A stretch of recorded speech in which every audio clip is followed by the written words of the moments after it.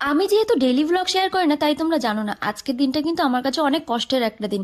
তবুও আমি খুব কষ্টের মধ্যে ক্যামেরা বন্দি করেছি। তো তোমাদের মনে হতে পারে তাহলে তুমি সেজেগুজে যাচ্ছটা কোথায় যদি কষ্টই হচ্ছে। আসলে ভিন রাজ্যে বাঙালি পাওয়া অনেক মুশকিলের ব্যাপার, তার উপরে সমবয়সী বান্ধবী পাওয়া তো অনেক অনেক ভাগ্যের ব্যাপার। হ্যাঁ, এই হলো আমার বাঙালি বান্ধবী পূজা, আর এইটা হলো তার বর।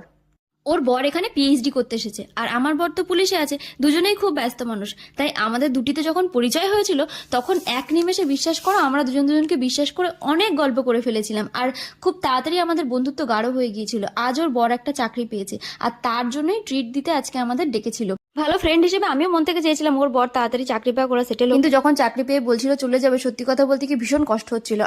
আর এইটা হচ্ছে ওরা যেদিন চলে যাবে ঠিক তার আগের দিন রাত। আমাদের আরো অনেক ছবি আছে কিন্তু আর কোনো ভিডিও নেই, কারণ ও ক্যামেরাতে খুব একটা কমফোর্টেবল ছিল না, তাই লাস্ট দিনে আমি রিকোয়েস্ট করেছিলাম আমার ভিডিওতে থাকার জন্য। এটাই ছিল আমাদের শেষ জড়িয়ে ধরা। এখন মনে হয় পরিচয় না হলেই ভালো হতো, কারণ ও চলে যাওয়ার পর আমি আবার একা হয়ে গেলাম।